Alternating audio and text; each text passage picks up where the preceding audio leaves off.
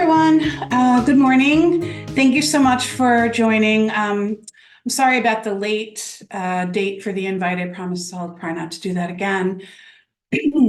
So thanks for joining us. And just a reminder that we're recording this meeting and it will be posted on the blog probably by Thursday, if not sooner.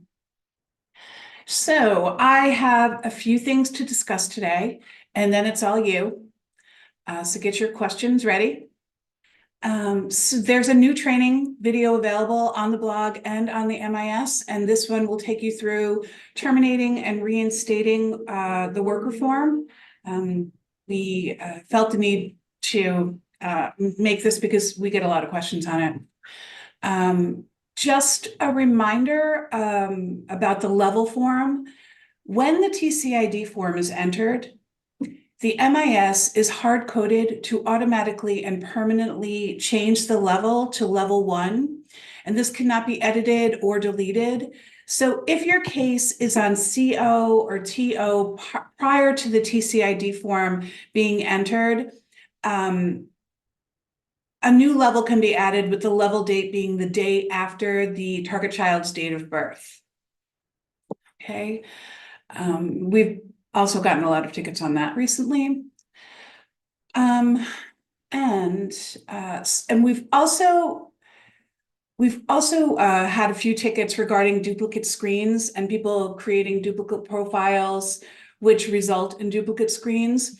You can avoid the duplicate screens by entering detailed demographic information on the search profile form. I'm sorry, on the search person profile form. You can review the details on the list of person profiles that match any of the information that you've entered. Just an FYI, the referral form training video walks through this procedure in detail, so it's a good idea for you guys to take a look at that or ask new staff members to take a look at that to avoid duplicate person profiles and duplicate screens. Please remember that only one case is to be open for each target child. If you have a case that has been terminated, but the family would like to re-engage for that same pregnancy or that same child, don't open a new case. On the discharge form, there is a reinstate button to reopen the existing case. However, if the family has not completed the program and is interested in the program for a new pregnancy, then a new case will be opened, but only if the previous case is closed, okay? I know that has a lot of moving parts to it. Is everybody clear on that? So one case per pregnancy, but a family can have more than one case if there are more than one pregnancy and if they have not completed the program on a previous case. Ooh, one more thing. So we always want to assist new and established users of the MIS as much as possible without you having to go through another site or another application. So we have worked together to create a way for you guys to access helpful hints and tips, even training videos when available on a form or a page of the MIS. I'm just going to share my screen to let you see what I'm talking about. It's a new feature, actually. And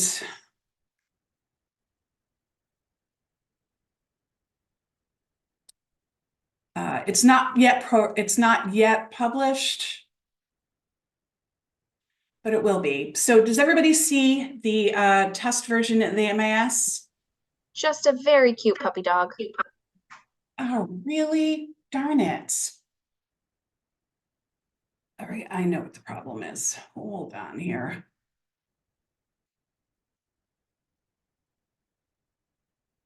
Okay, how's that? Are you seeing the MIS now? Oh, No? we see the dogs. More The Bowie. dogs again. How about now? Puppies. Nope. Oh my gosh, what is going on here?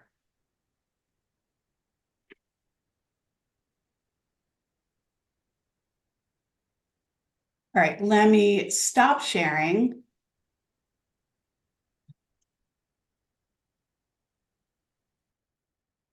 How's that? Do we, Yes.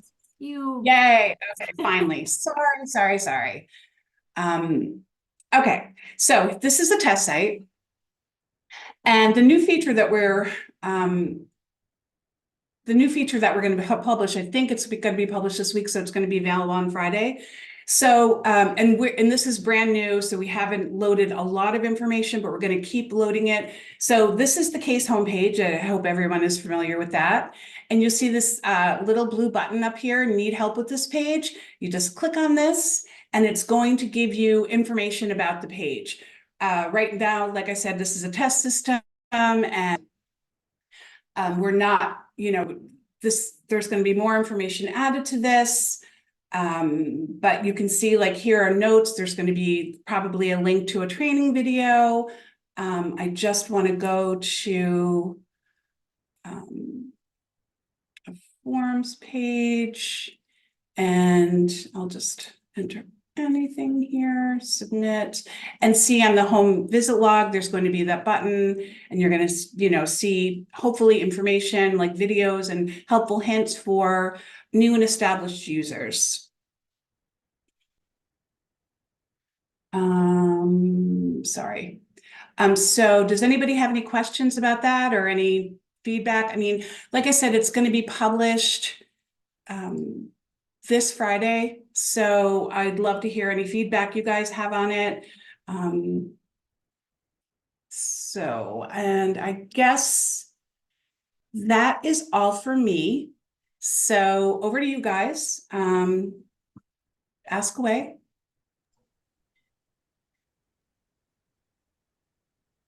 Will that need help function also be present on reports? So like if programs are looking to run reports or anything like that, will that be available as well? Okay. Oh yeah, we're hoping that every page and form of the MIS will have these helpful hints. And the best thing about this is that anytime that a new change is made on a form, we're going to plug that right in there. So you don't have to go looking to the news or looking to a blog or looking, wherever else we sent you in the past. It's going to be right there. And as I said, we just really want to create an opportunity for you guys to get as much assistance as possible, especially for new users, because it's a lot. It's information overload all the time. So yeah, and I'm really looking for feedback. We're looking for feedback. So as much information that you guys can give us, it would be great. Or if you have ideas for, hey, this would be great on this page, like it would really be helpful to our staff if you could put this here.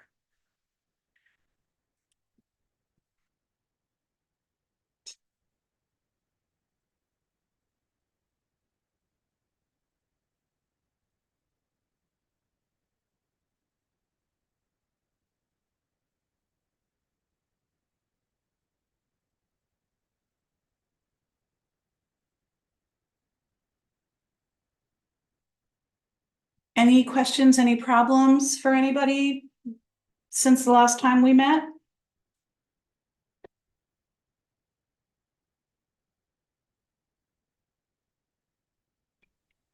Good morning, Miss Corey.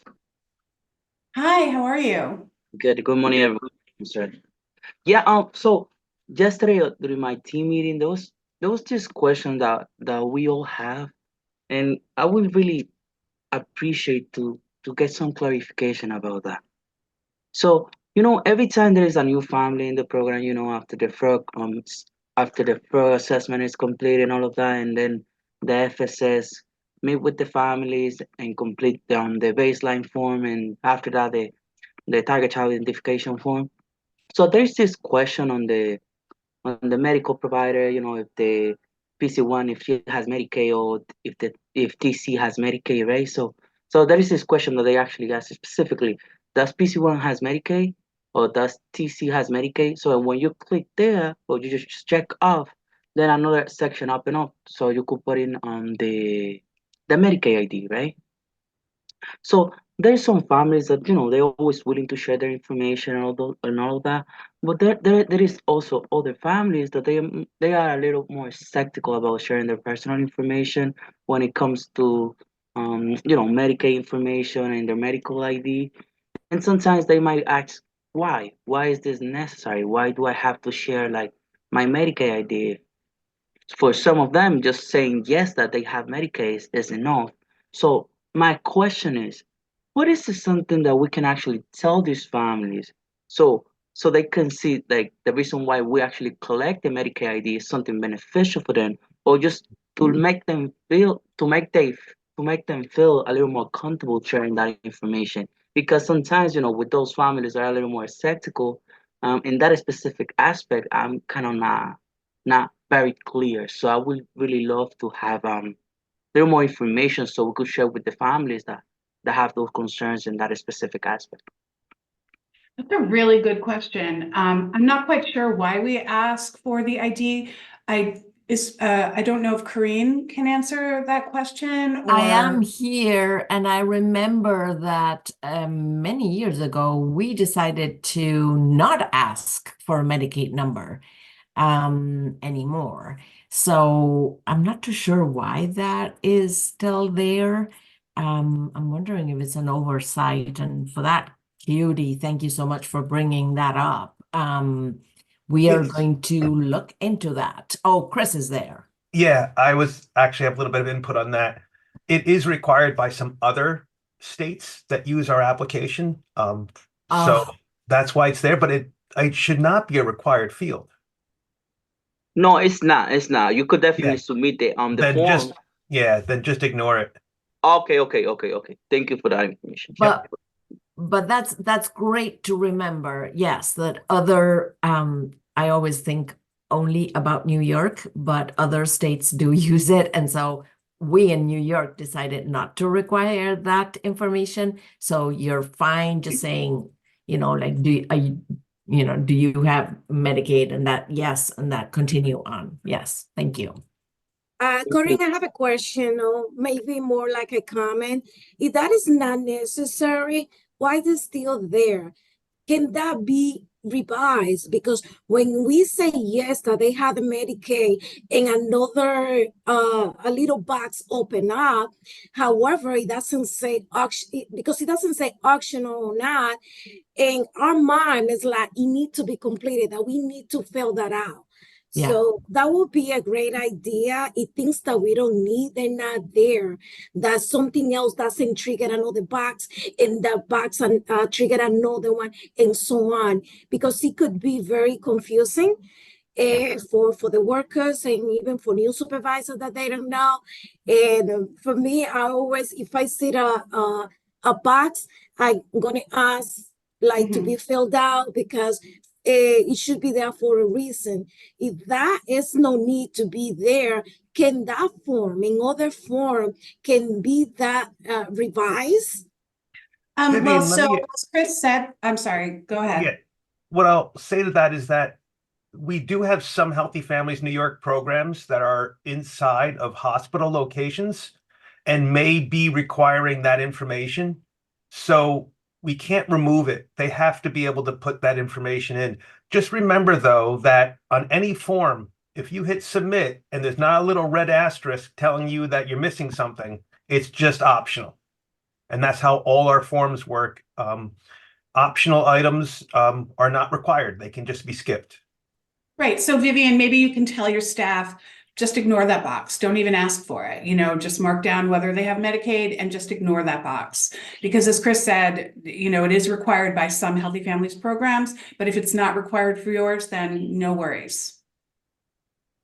But that could be agree. clarified as well, like for Healthy Family Medicaid funded only, or something along Yes. those lines, because sometimes we just don't know. There's another boxes and we don't know. And I understand, Chris, that list doesn't apply for Westchester County, but that apply for another program. But in general, like, how do I know that? If there's nothing to clarify that. Well, you know it by hitting the submit button and it not being a required field. Would it be very difficult to put optional in between brackets as we have in other places, It's Chris? not optional for all programs. I Right. see. I see. Hi, So- Corey. I wanted to make a statement too as well with Medicaid, because I'm from New York, so I know we like out if the family wants to share it, I don't have a problem with it. Some families do share it, their Medicaid information or their health insurance information, so we just document it. I also wanted to, how about the income part as well? Like because we have boxes that you could click on, it says unknown, and you could click on it. Because that's another thing too, the family are not comfortable sometimes with sharing, like, oh, how much you make a year or in the month, whatever it asks you for, like the amount. There's a Deb? very good webinar that we did, Les Mary, a couple of years ago on the website, because that information is kind of like very important, but I know that it's difficult many times to ask about it, but it's super important for, you know, to provide support to families. So if you go to the training, let me see if I can find it, and I'll share the link on the, yes, I found it. So so let me just we did a webinar where some FSSs from different programs shared how they asked these questions to make it easier for themselves and for families to answer. And it was an excellent webinar that we did back in 2022. So I am going to, there's a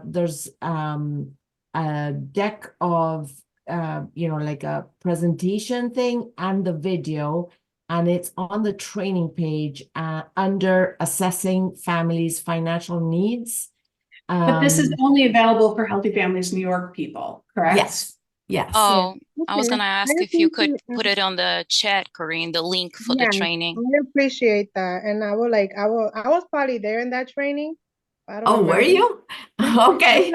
Because I've been here since 2019, but you know, doing COVID and everything. But I think I was there. But yeah, just like I'm just like I still I do ask, you know, it's just strategies, like how you're gonna ask the questions, I guess. Yeah. But sometimes too, like I'll be like, oh, like I see the optional button too. I'm like, why does it have the optional? Like, is optional or not something like it tells you that you could click on it, like if the family not available. But I know that we do need is good resources to know, like if there are like WIC, SNAP, and public assistance, because we need the information to also support the family along as they go, you know? Yes, exactly. So if you go into the website and you click on trainings, you will find the assessing financial needs, and that was done by, you know, New York program staff that shared how they go about this to make it easier on everybody and be able to provide the supports needed. Okay, thank you. And I appreciate that. Thank you so much. Mm-hmm. So we have a few questions in the chat, but I know that Marlene raised her hand. So Marlene, what was your question? No, I'm fine. You, Vivian, it was on top. Thank you, Vivian, because that was exactly what I was about to comment. Thank you. Okay, all right. So Katie asked a question. When a referral is made, is there a follow-up button or screen that triggers a follow-up? Are you talking about a service referral or like the referral to initiate contact with the family? It's a service referral. A service referral. So I think that we have a report that does that, correct, guys? The QA report. Mm-hmm. So you can look at the QA report to see any referrals, any service referrals that require a follow-up.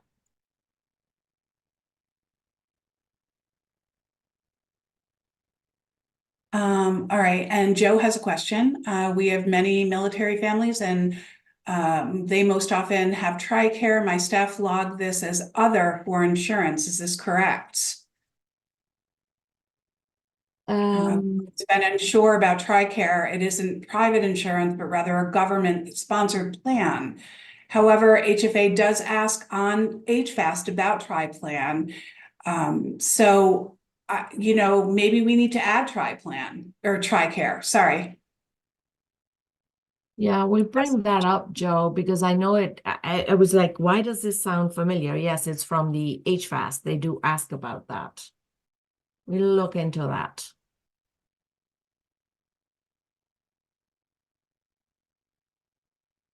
I'm sure that Joe's not the only program that, Has from military families.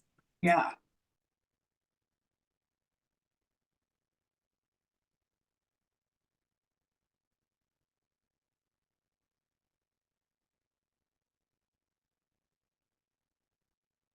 These are some good questions. Anybody else have anything? What else is going on? Hi, yes, Corey, I have a question. This is in regards to submitting home visit logs for prenatal families that their due date, let's say a visit is completed after due date. We have encountered that the log cannot be submitted because it's asking if the TC was observed.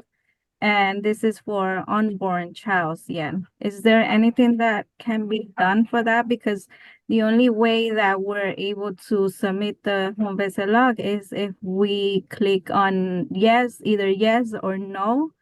And that causes, you know, a red, it gives the alert that the child was not observed, but there was no child yet. The mom has not given birth.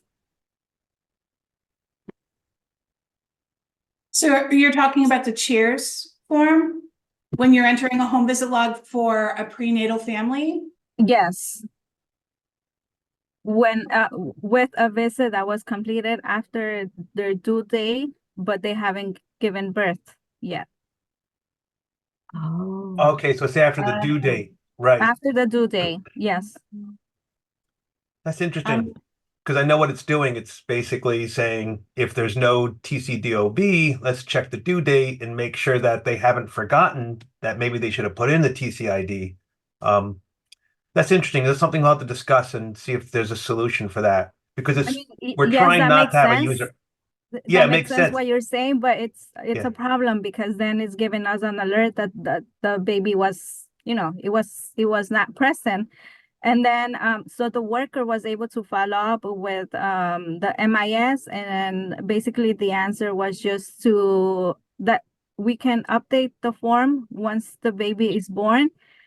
And we were able to do that because that, you know, we were able to change it as the baby was not born yet, but it's still showing us a red, you know, as Yeah, a home and- visit, as the baby was not present.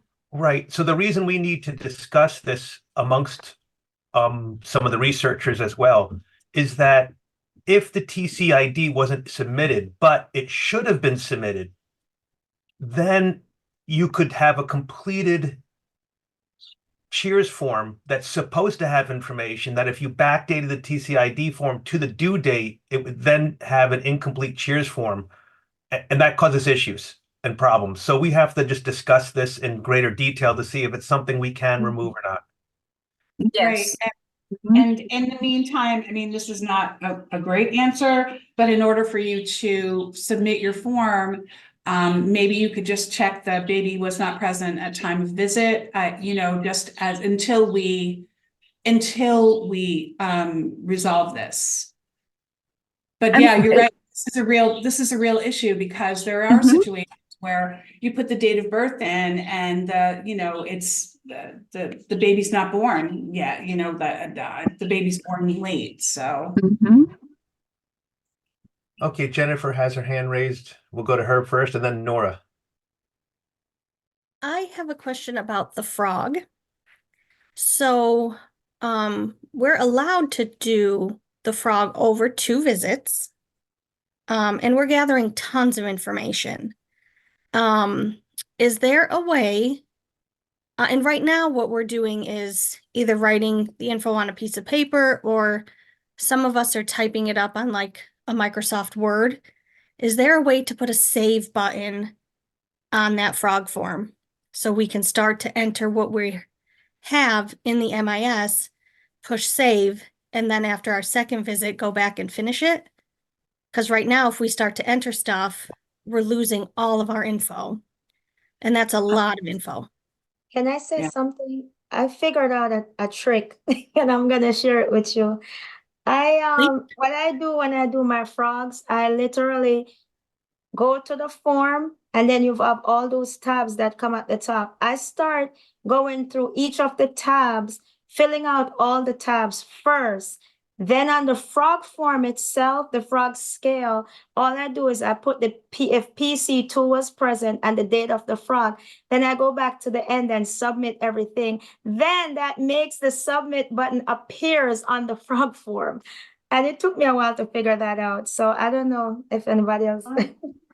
Actually, that is exactly on the frog video, the training video that we have. That's exactly the helpful hint that we give is that, the first tab of the frog, and then Davina, can you mute? So questions 14 and 15 on the second tab, they are required, and then you could submit the form and that saves the form.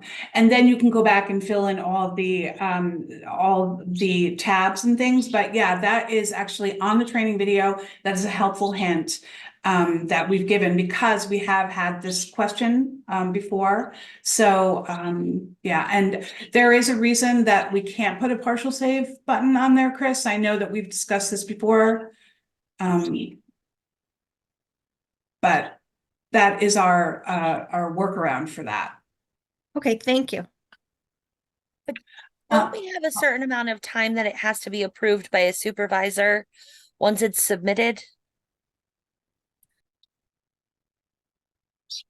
I don't believe there's a certain amount of time that's required at all. That's just for the supervisor approval button, and your program can actually turn off supervisor approval. Well, in New York, But in New York, you don't want them to do that. Yeah. In New York, there is a certain amount of days, Yeah. Carly, Yeah, you're right. I By believe policy. it's 48 hours. Yes. Yeah, we do have 48 hours. I have a quick question. Is there a report that shows how many pregnant women is in the program? Instead of showing all the participants, is there a way to separate that? Like prenatal cases? Yeah, is there like a report to look how many prenatal are in the program? Because that was a question the other day from one of my supervisors. We're trying to figure out instead of going through each of them and looking. So I wanted to know.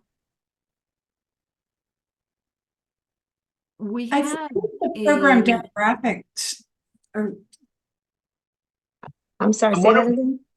No, prenatal's a tough one. Yeah, there's a case program report on caseload, and I think doesn't that have all the levels right on it? And you could look at all the level 1 prenatals.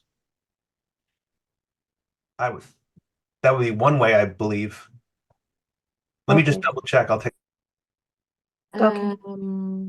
No, you know which one you can run is the aggregate counts report. That is prenatal and postnatal cases. and also Allie is saying that you can run your caseload report to see all prenatal cases. Is that what you just said, Corinne? Or is it a different report? That's another one, but that's a good one also. Can you repeat both of them, please? Okay, you have the caseload report where you can see all the prenatal cases. Okay.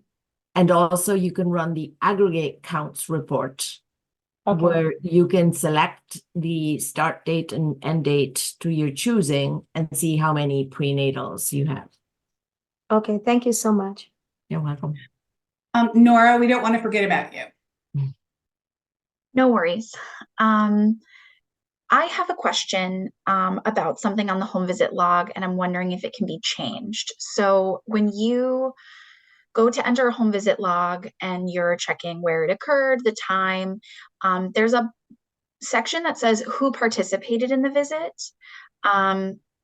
Participate alludes to the idea that there's active participation versus just being present. And throughout the log, there are other opportunities where we can indicate if a child was asleep or if, you know, the other PC2 or father was disengaged during the visit. Like we can sort of measure that engagement, but in that wording, who participated, it sort of is very black and white instead of saying like who was present during the visit, right? And what did that look like?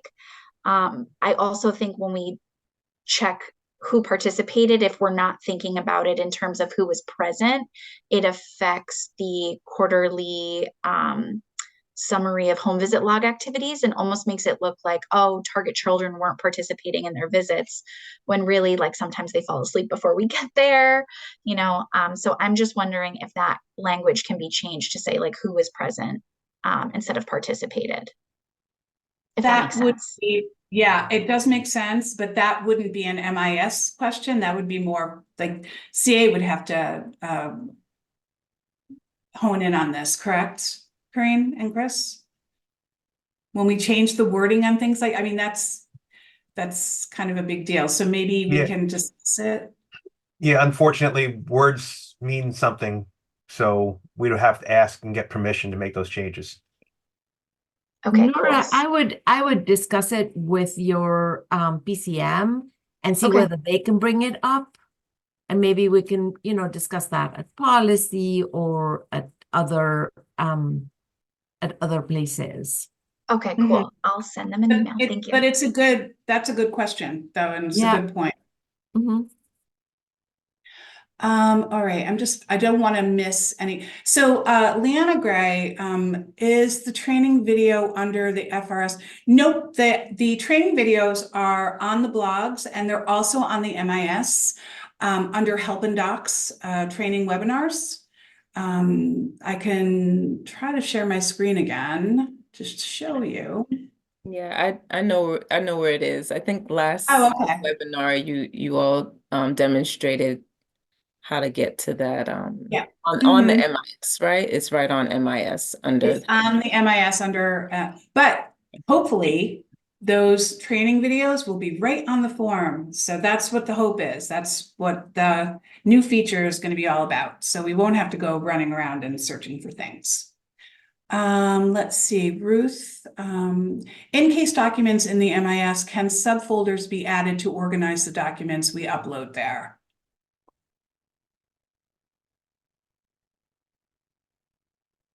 Is that a very difficult thing? Because it sounds like a great idea. Oh, we've had that request outstanding for a long time. Essentially, instead of folders, we use categories. But we've wanted to add that for a long time, but it's a very good suggestion. We've just never gotten to it. It's on the list. So Ruth, you may have pushed it up the list a bit by asking this question.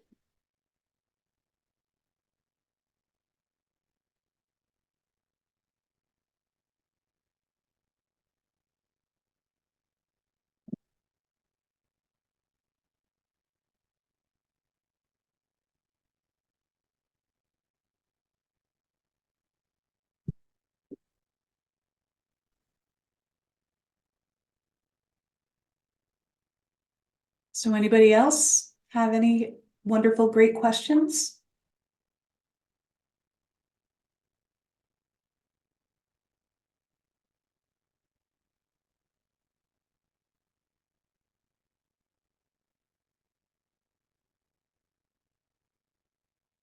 I did have a question, just trying to figure out how to word it.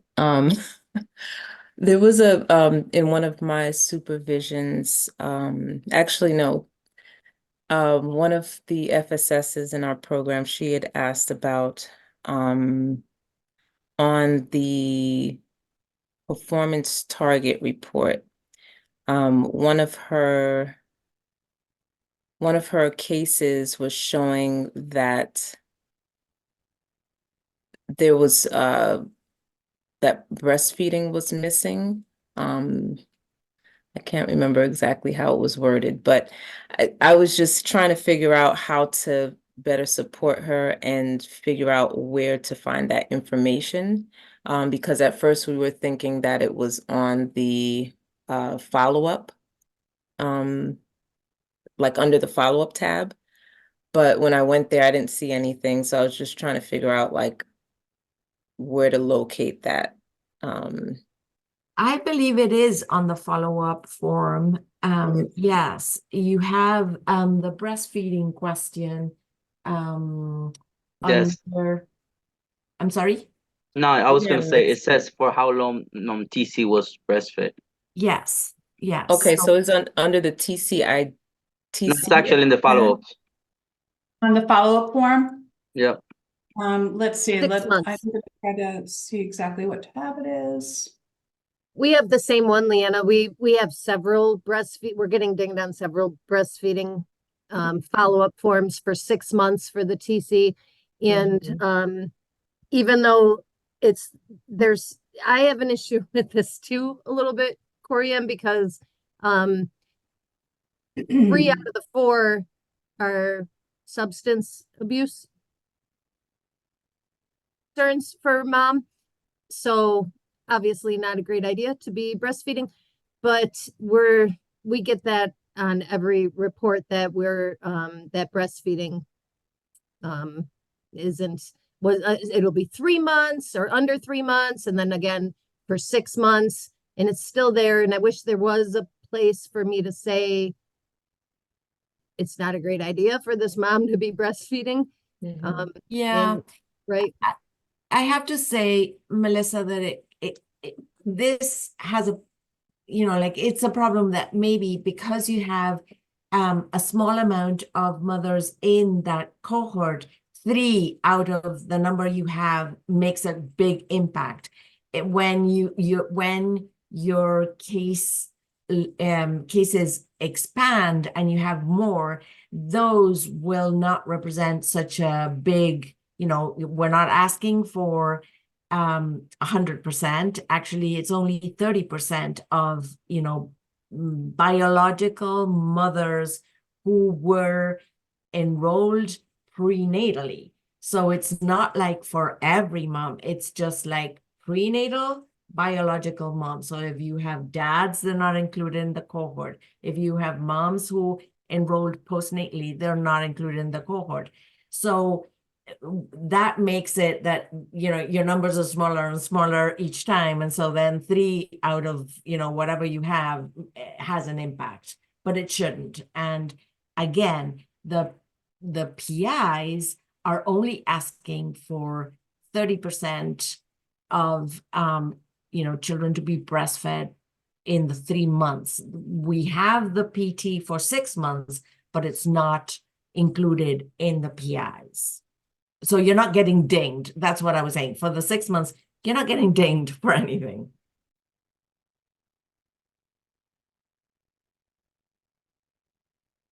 So what I'm hearing, Karine, is that it's just showing up on the report, but it's not necessarily counting as a negative. Is that exactly? Okay. We're for the PIs, only PCI 1 is considered, which is the breastfeeding at 3 months, not the 6 months. Okay. Thank you.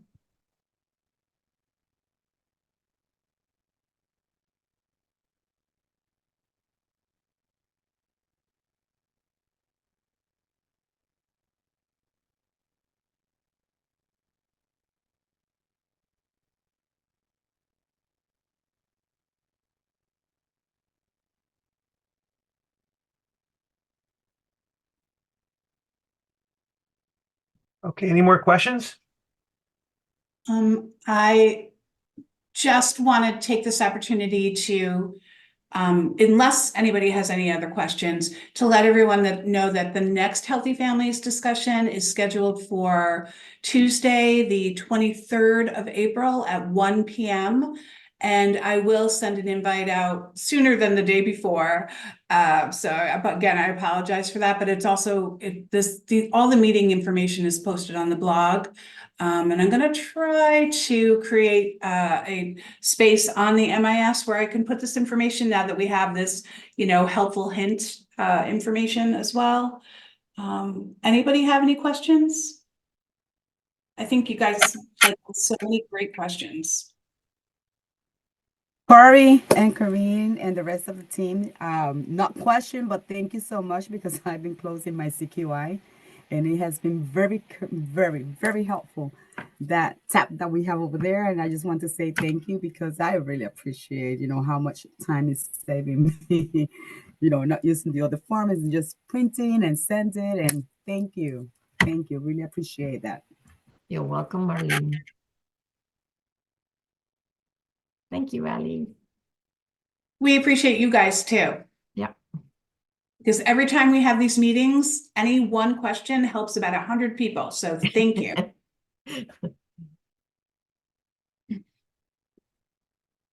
All right, so we're going to sign off now, and I hope to see you guys next time. Thanks so much. Bye. Bye.